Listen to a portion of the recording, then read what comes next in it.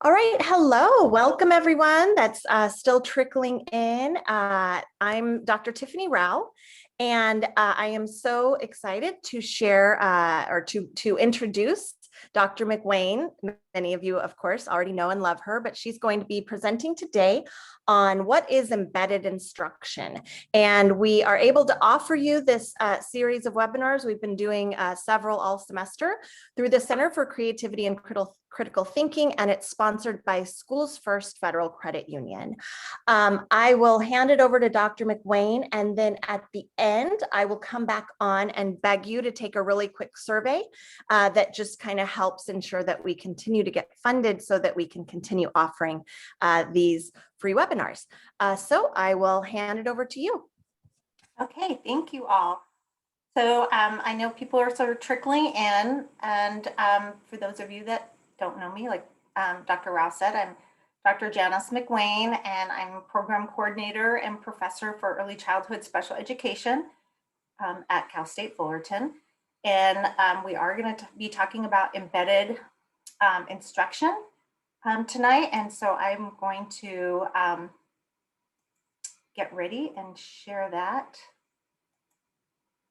with you way. And I'm going to stop my video so that I can kind of focus on the PowerPoints as we go through.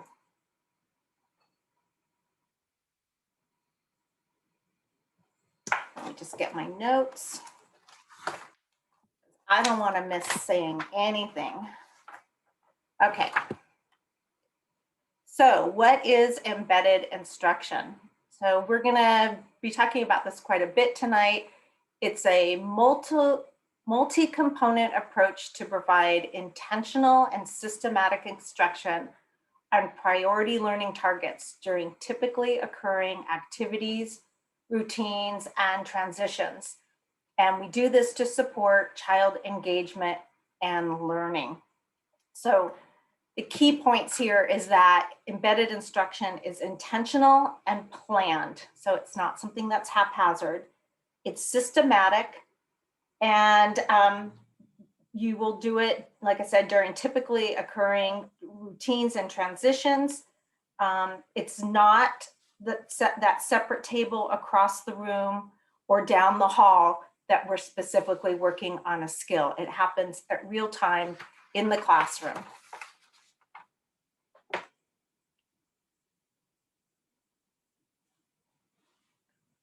So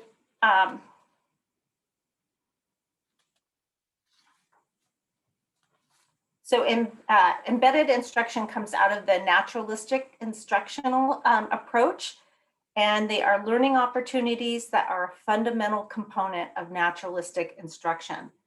So the use of naturalistic instruction provides opportunities for children to practice developmentally and socially meaningful skills within the context of everyday activities.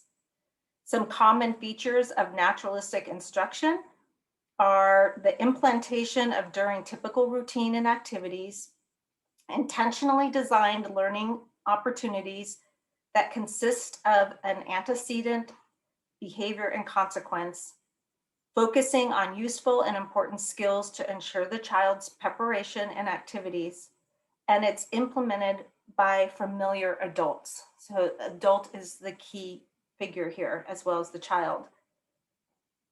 When implementing embedded learning opportunities, teachers use logical occurring antecedents. So events that initiate the learning opportunity and trigger the desire behavior of the child, and then the consequence, the event that will occur immediately after the desired behavior to reinforce the child. But we're not thinking of antecedent behavior and consequence typically in the same way as we do in terms of behavior support. It's more of a learning target, and I will get into that a little bit more. So given that this is the embedded learning opportunities are individualized for each child. So you create opportunities to target skills or goals within a child's IEP.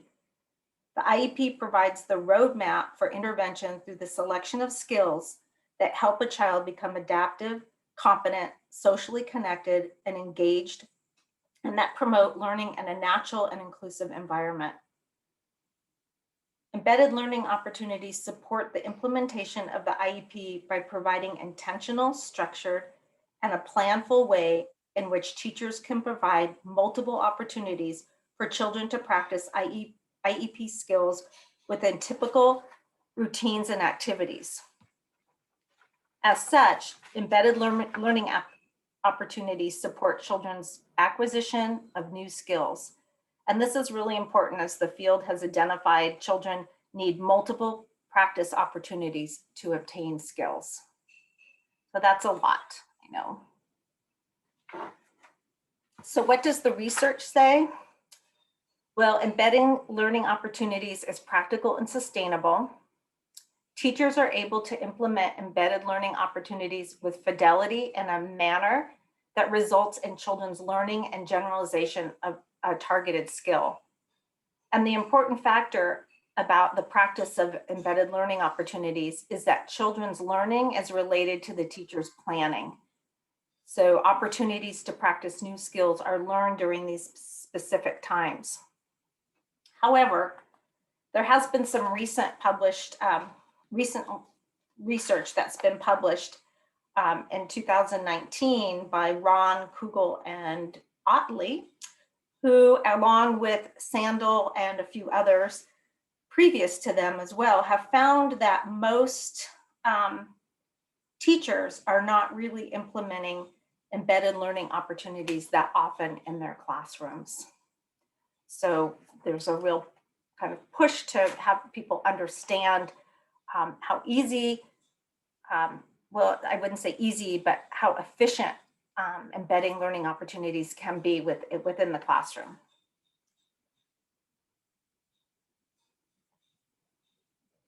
So the underlying process associated with another name, as we call activity-based intervention, is the embedding of learning opportunities into authentic activities. So you kind of see this theme I'm going through. It's intentional, it's authentic, it's in the daily routine.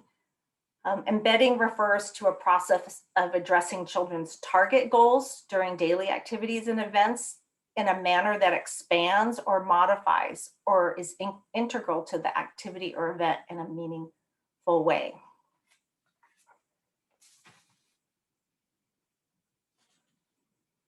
So embedded learning opportunities builds on this intentional teaching. You need to ask yourself when planning your lessons, why am I teaching this, and how will it address the learning needs of my individual students? So even just from the picture that you have here, you know, tabletop activity, they're using the blocks to count, and the teacher may have already planned that this would be a good time for one of the children to, you know, use the manipulatives, that he has a fine motor skill, and she sees that this is a preferred activity, the child likes it, and will just make sure that she addresses whatever the targeted skill is within that already planned lesson of doing math, you know, with blocks or playing with them. So when we talk about embedded learning opportunities, we're not talking about an entire lesson. We're looking at what's going on in the daily class routine and activities, and seeing where can we target specific skills and IEP goals of that child.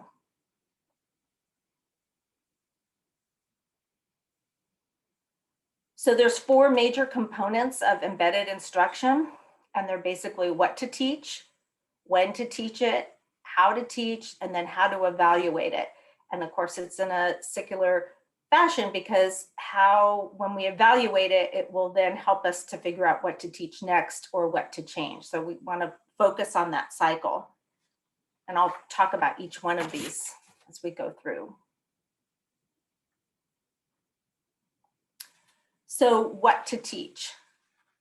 We want to identify what a child needs to learn right now to be engaged in meaningful participation and participate in everyday activities.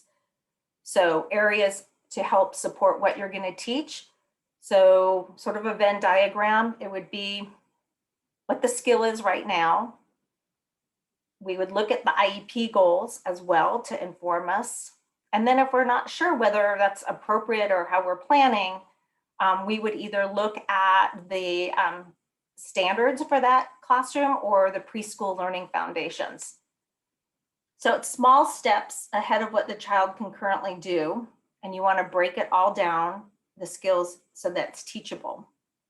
You want to align with what we want all children to know, and it's aligned with the IEP. So what all children should know is part of the preschool learning foundations or would be state standards.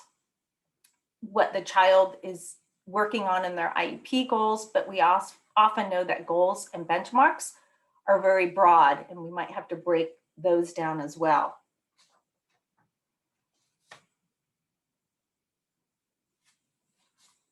So the when to teach, making sure that high quality activities to provide multiple and meaningful embedded learning opportunities. And usually we use an activity matrix, and I'll be discussing those to plan when and how learning opportunities can be embedded within and across activities. So I'm just looking at these pictures. If one of those children in the picture had an IEP goal about using utensils as a self-help goal, pouring might be one of those.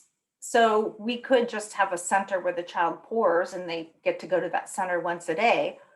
Or we could look at our daily routine and say, where would this child have multiple opportunities? How can I set up the classroom and engagement so that the child will have that? So if you had a science center, right, or a task, if you had plants in your room, you would help that child make sure that they were, they had the task that day of being the person that waters the plants. You would have a water table where there's opportunities for them to do that. And then at snack or breakfast, if you did family style, you could make that child be the person responsible for pouring everybody's drink. And then you can also include, if the child had a language goal at that point, about interaction and socially interaction. So it's looking at what an individual child has to, what they're learning, and then looking at, again, across your activities and routines in the classroom, and then try to figure out how can we plan intentionally so that the child has multiple opportunities. So even just within these pictures, a child would have 3 opportunities each day, right, to be able to plan that. And within the snack, every time somebody asked for milk or juice, they would have several times, right, to practice that skill.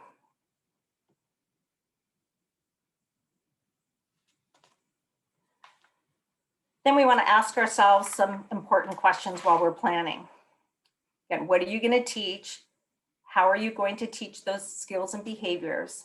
And how will you know that your teaching has been effective? And that's the evaluation part of it. So again, being very intentional about how you set up activities, how you pair children. So again, it's not contrived. It's not necessarily artificial, although the teacher plays an important role of figuring out where the child can work on those skills or where you could teach a new skill, but you're still just doing it within your routine.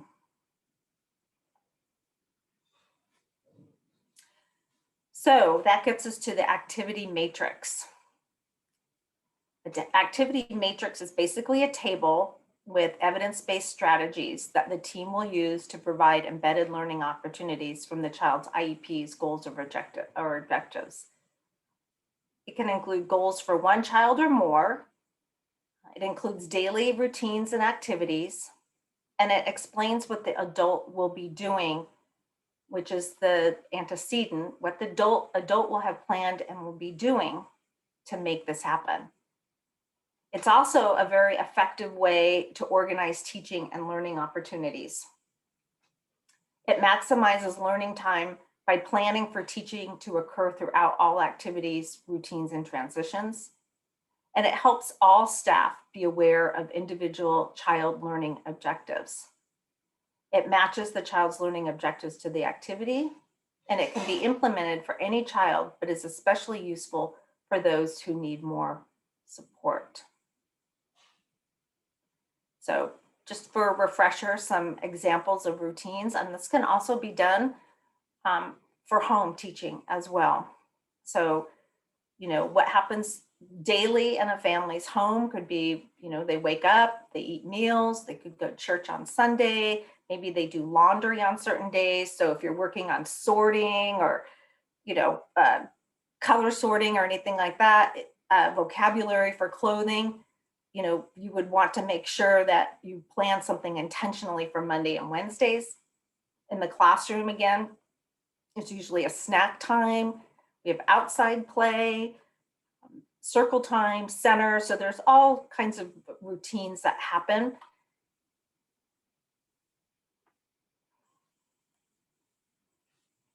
So some daily routines and activities provide opportunities for children for learning.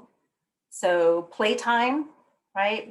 There's blocks, dramatic play, outside play, manipulatives, and art materials. So all those things can be happening, and there's probably a child that needs to work on some of those skills, or you could use those activities within playtime to expand on skills like following directions or fine or gross motor skills or pairing up with a friend.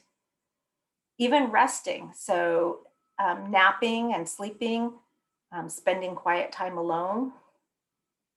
Reading, so reading alone or being read to individually or in groups. Self-help, so there's the bathroom, the washing, the getting dressed, putting things away in your cubby in the morning. Singing songs, so participating in group songs or finger play or movement. Transitioning, so coming and going to school and changing activities during the day. And then eating, you have breakfast, snack, lunch, or dinner, all kinds of skills go on during there. And then there's many others that happen during the day or classroom routine.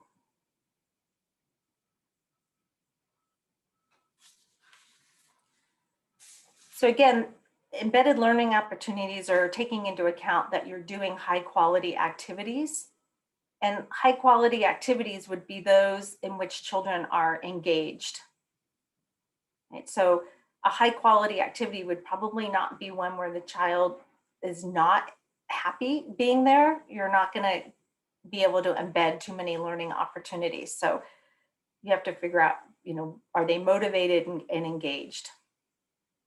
Peers are usually present and there's opportunities for interaction. The materials are appropriate and readily available, and also that children may have some choices. It's important. Usually when they have choice, they're a little bit more engaged.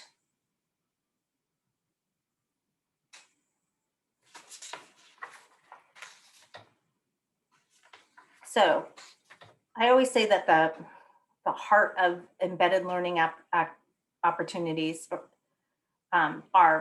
is in creating that activity matrix. So when you're doing the activity matrix, you might look at the child's goals and objectives. So could be using two hands to manipulate objects, each hand performing different movements. You look at your routines. Oh, we do a lot of table activities.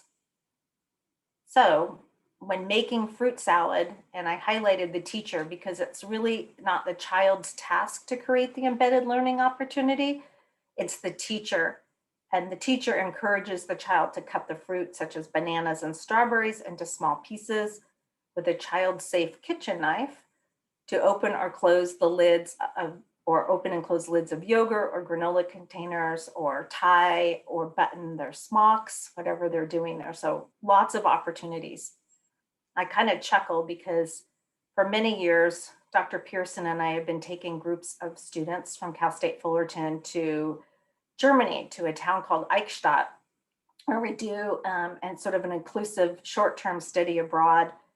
And one of the schools we go to is a Montessori K-12 school. And actually, we also see the preschool program as well. And those kids use real knives, and they like light candles with real matches. So the first time we went there, we were just shocked at the fact that kids were using matches and knives, and we give them sporks. So we don't even give them real forks. It was kind of an eye opener for us. Kids still had all their fingers, so that was good. So another goal and objective might be uses 1 to 2 words to request and inform and greet. So one routine could be snack. And that's, the embedded learning opportunity is the child interrupts the child who is reaching for the food or places the food within his or her sight, but unreachable, and then asks, what do you want? Like, we all do this in our classrooms, but are we doing it with intentionality? Is it really part of the child's goal? If the child does not respond, then the teacher might model and say, I want the cookie or juice, or prompt the child to communicate a need for assistance. And then if the child had a goal of following directions of 3 or 4 more related steps that are not routinely given, we might do that during free play when the teacher asks if they want to paint. And then we could say, first get your smock, then get a piece of paper, and then bring it to the easel. So short, it doesn't take long, but we're intentionally setting it up or asking the child to work on these embedded learning opportunities.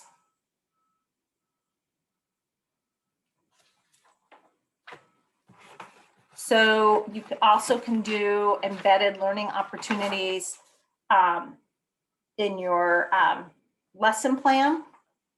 So there's, arrival time, and then you can check to see if there's embedded goal times in there, and if you collected data, plan and teaching strategies. What are you going to do? So at a breakfast time, or maybe centers, or the previous slide had, helping the child with fine motor and cutting fruit. You would know that that's what you're going to focus on.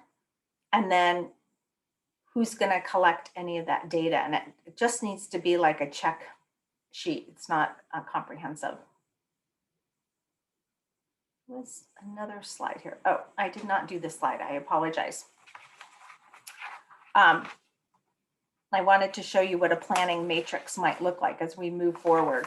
So for this one, it's basically that visual reminder to guide the interactions within routines. The chart or planning matrix will provide specific examples of simple strategies for addressing the mutual goal during each routine and each setting. There's a variety of templates, like I'm going to show you, that break down the educational goal across activities and routines. So for this one, you can see, hopefully, that at snack time, you're offering choices. You can ask silly questions to elicit language from children. You can provide positive consequences for them. Tabletop activities offer choices. Expand interactions by following requests with a comment. And then during circle time, you could ask, during story at circle time, you can ask questions. So if the child's goal was the child will correctly use descriptive words when requesting and commenting, if you read through this, you'll see that they've planned many opportunities for the child to be able to do that. And some activity matrix, and if you do a lot of homeschool connections, you can sit down with the family and decide what their routines are, and then help the parent understand where they can also work on that goal before before bed when they're reading a story. What kinds of things will help the child use more descriptive languages.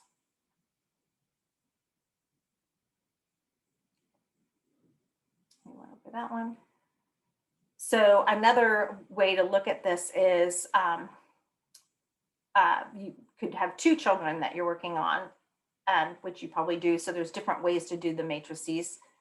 So the activity would be arrival and free play. I use the term getting ready to learn. Some administrators have a hard time with that term free play. It just depends on whether they have a focus on young children or not. So many years ago, I worked with some students, RD teachers, who were getting some heat from their administrator because they actually had arrival free play on their daily schedule. And they took issue with that for whatever reason. So we put getting ready to learn, because part of that arrival and what we call free play in the morning is really should be a time for teachers to look at what's going on with their children that day. We know that they come to school sometimes a little bit more anxious or had a harder morning. And so it's important to sort of get a lay of the land. What's happening in my classroom today? Who seems like it's not going to be their good day? And that could be you, actually, but we're talking about the kids, right? who might need some help? So that's why I call it getting ready to learn. So for Brian, he's going to follow two-step directions, and his other goal we're going to be working on will use at least one descriptor word. So, you can ask Brian to go to his cubby and then take out a snack. So in the morning you can do that. And then just when you're greeting kids, like just ask them, oh, Brian, what color is that shirt? I haven't seen that shirt before, or, something to that effect. And then at the getting ready to learn arrival part for Sarah, she's one of her goals is to use utensils and initiate interactions. So you might ask her at this point, probably not using a utensil, but direct Sarah to ask a friend to play. So you're intentionally saying, oh, okay, I need to work with Sarah on that. And then in breakfast time, you could prompt Brian to wash his hands and get a snack. So there's a two-step direction. And then ask Brian questions about his breakfast. Is it hot or is it cold? Or what color is it? Or is it soft or mushy? Just so that you're remembering to ask those questions. For Sarah, you could position the spoon in place for her so that it's already there, and then prompt her verbally to use the spoon. You want to go from least to most prompts in that situation, but if she needs some help, you might touch the hand with the spoon and support her. And then for initiating interactions, you could pair children up for breakfast, right, to walk together when they went there.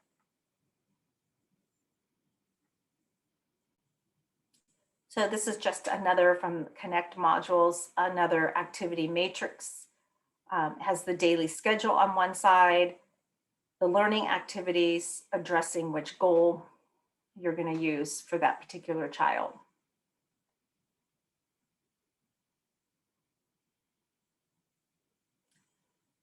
A little bit simpler form would be a class activity matrix. So just a reminder for everybody that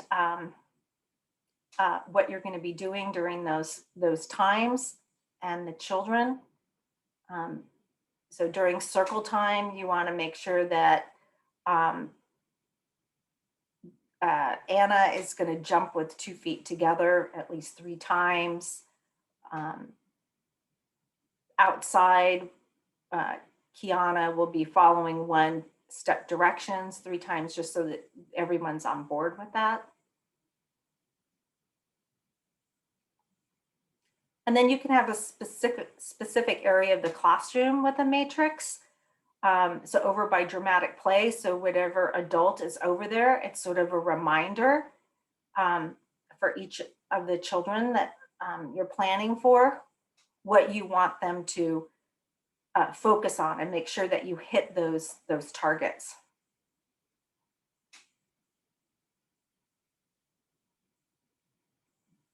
And then when you plan for the when and how many, you could have, as you're planning, you would say, well, for goal 1 for this child, I think at breakfast time we can hit that goal twice. or at arrival, I know we can hit for like Sarah initiating interactions.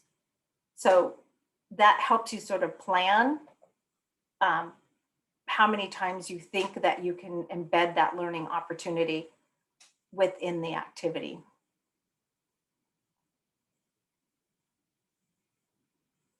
So how to teach. You want to make a plan. And like I said, they're short plans. So the antecedent is really what the adult is going to do to elicit that behavior. So a couple slides back, we saw some pictures of children pouring. So what the adult is doing is setting up the situation that the child has the opportunity to do that pouring. And then we see the child's behavior. Are they doing it? And then their consequence is really that if the child had to request something, that they actually get the object. Or maybe if it's initiating with a peer, they get a peer mediated response, like a high five or good job, or even just the sharing that goes on, or praise. Good job, you know, look at all the pouring that you're doing, you didn't spill, or wow, you went over and watered the plants, you poured that all by yourself. These ABC plans can happen very fast. A complete learning trial is based in situations that a child is really ready to learn. So they need to be motivated, and we can deliver the positive consequence as well. But even if it's just sitting down and having the child ask a friend, you know, prompting them to ask a friend to go play, that could take like 30 seconds. So these aren't lessons, they're embedding targets into the lessons and activities.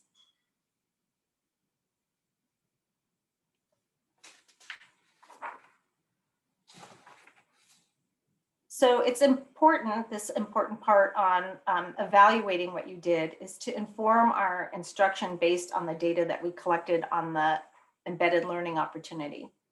So there's two parts to that. How did the implementation go? So is it working that we are having the one child be the person responsible for pouring at the table, or is that not working? So just basically, did we set this up? Is it broken down into small enough steps? How does that implementation work? And then the child's progress. Are they doing really well?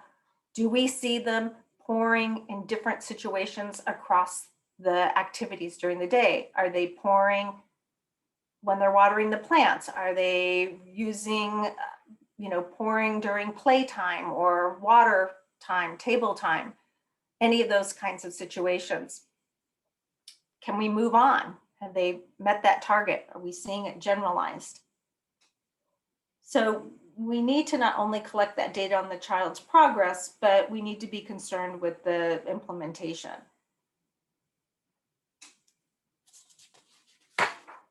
Something I want to go back to this for a moment. One thing that's important to look at is this is very hard to do when we don't have well-written IEP goals. So if a goal is written that is so specific, it will be hard to find a way to embed that as a learning opportunity into the classroom. I'm going to go back to my tried and true goal that does not work for this. And that is the goal of a child having to string beads within a minute, right?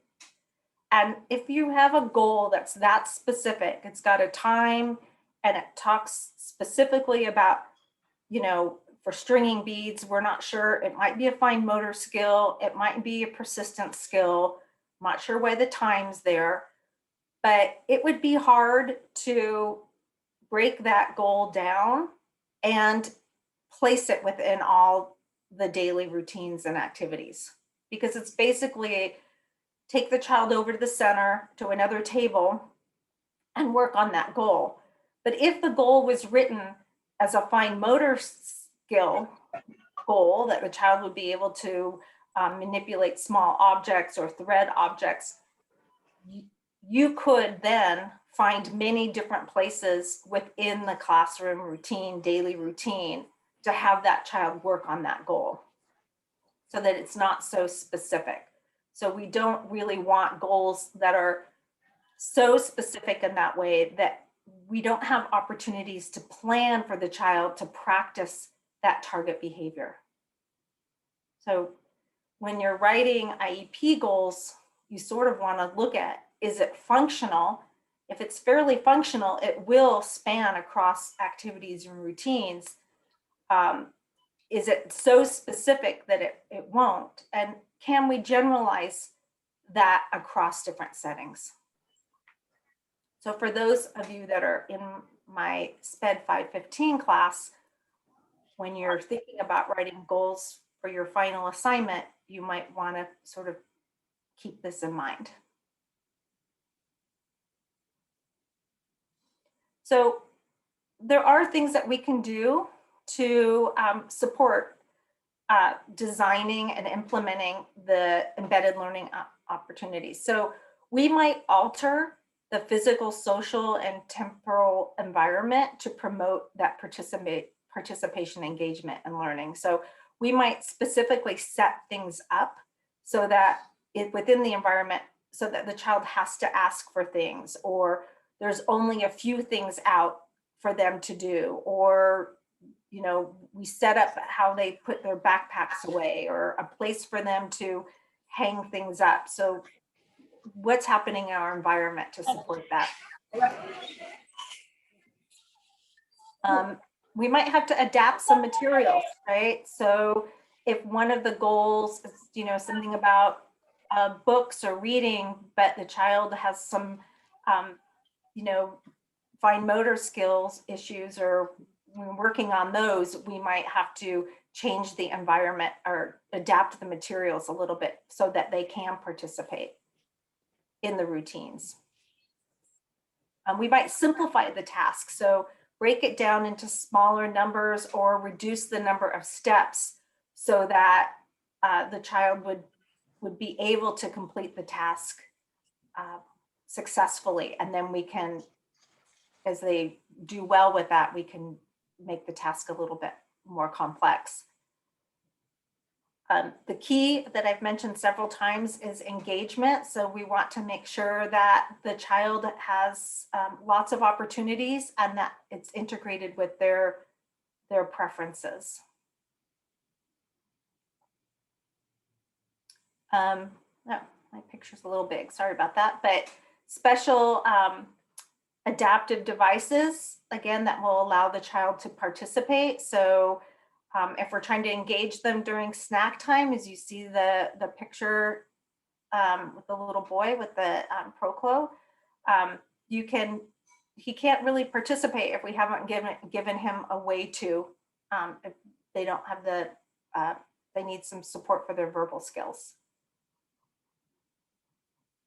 And then again, adult support. So having an adult intervene to support, if they're over in the play area and you want to help them do some social facilitation, you might have to go over and help set up the situation for them and then back away.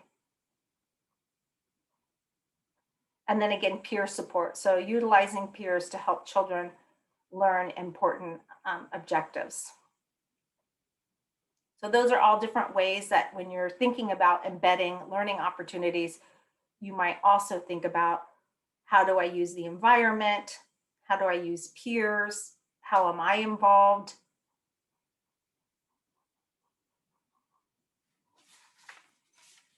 So the Early Childhood Technical Assistance Center has this form called Embedded Instruction Practices Checklist.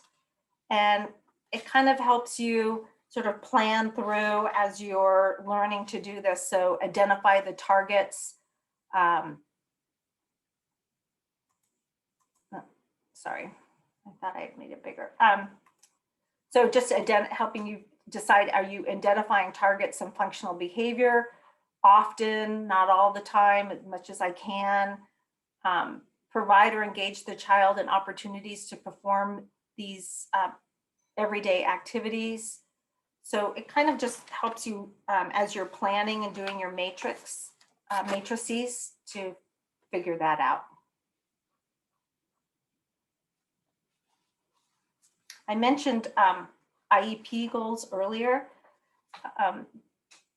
Embedded learning opportunities and naturalistic instruction, intentional instruction, all those terms have to start with SMART IEP goals that facilitate the embedding of goals into the classroom routine.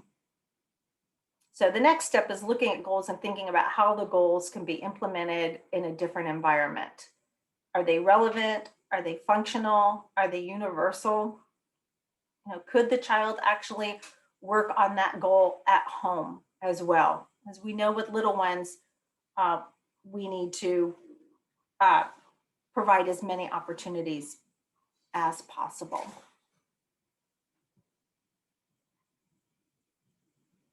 So in summary, embedded learning opportunities are brief, intentional teaching strategies that are intentionally planned by the teacher to be utilized across the child's daily routine. ELOs require that the IEP be functional, relatable, generalizable across a multitude of environments and activities. And the benefits are that using embedded learning opportunities intentionally supports the generalization of skills by using and practicing skills in multiple activities and routines, and supports participation in inclusive settings because you work on individual skills across the classroom routine. And as we're planning for more children to be inclusive settings, one of the barriers to that often is that the general ed teacher often feels overwhelmed by the IEP goals and feels like those are something extra that they have to work on.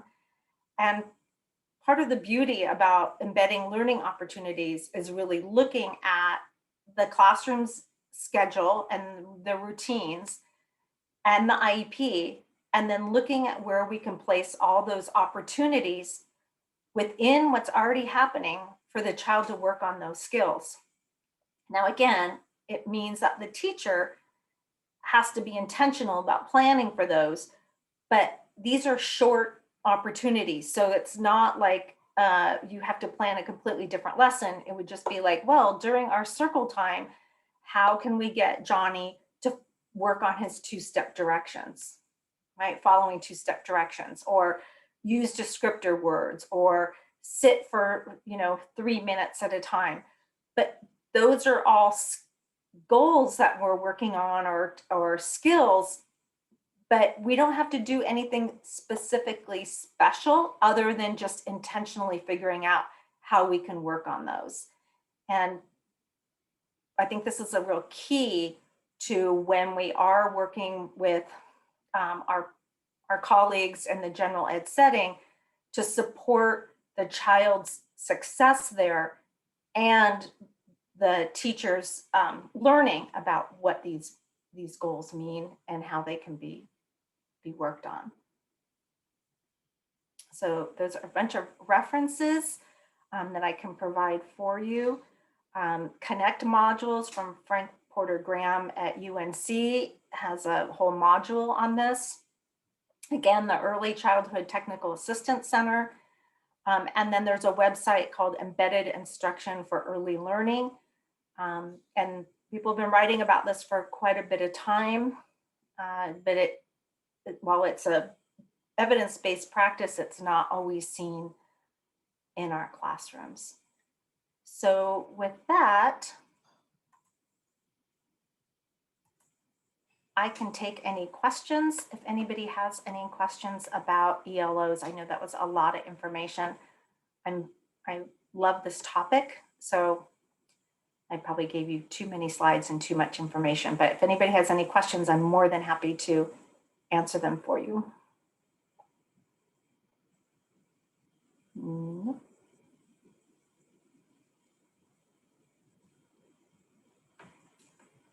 Okay, well, if you want any information or some samples or anything, feel free to email me and I'd be more than happy to supply you with what you want. Yeah, and actually, Dr. McWayne, I got a couple of questions in the chat wondering, Oh, students good. wondering if you would share your PowerPoint. Would you mind posting that into the chat? Posting it where?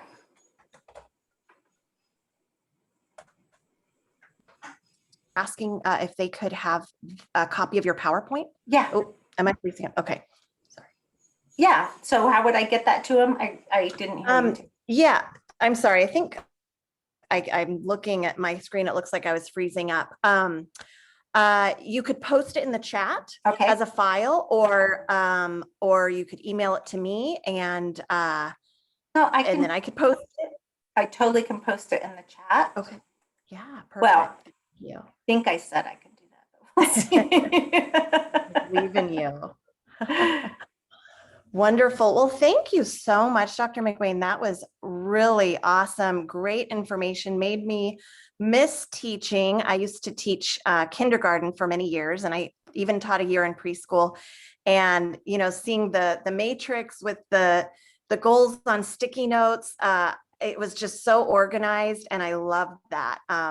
Just kind of the constant reminders for every adult in the classroom of what each student is working on and how it can be applied to all of those different activities. So I really especially liked that. So thank you so much. And I am going to post in the chat a link to the survey. And so if you could please fill out the survey. It'll just take you a couple of minutes, and you can kind of do it right now. And I would really appreciate that. And Dr. McWayne just posted the PowerPoint. So that will, I think it has to download first, and then that should be available for you to download onto your computer. And I will also go ahead and announce this is our last webinar in our spring series, but I will be presenting a summer series of webinars, and I'm really excited about that. It's going to be every Monday in June from 3 to 5 p.m. and it will be on cultivating the strengths of quiet students. It is not specific only to special education. It really applies to all teachers. I'm going to cover strategies and practices that can help bring out the best in introverted students, sensitive students. I'm going to do one webinar on shame in schools and some of the problems that can cause, especially for our quiet students. And then the last one will be on inspiring quiet leaders. So I would love to have you join me for that. You can register at the same place that you registered for this webinar, but I know some of you might not have because you're in Dr. McWayne's class, and that's okay. So I'm going to post the registration in the chat as well, and you can copy that and check it out when you have time. And that's it.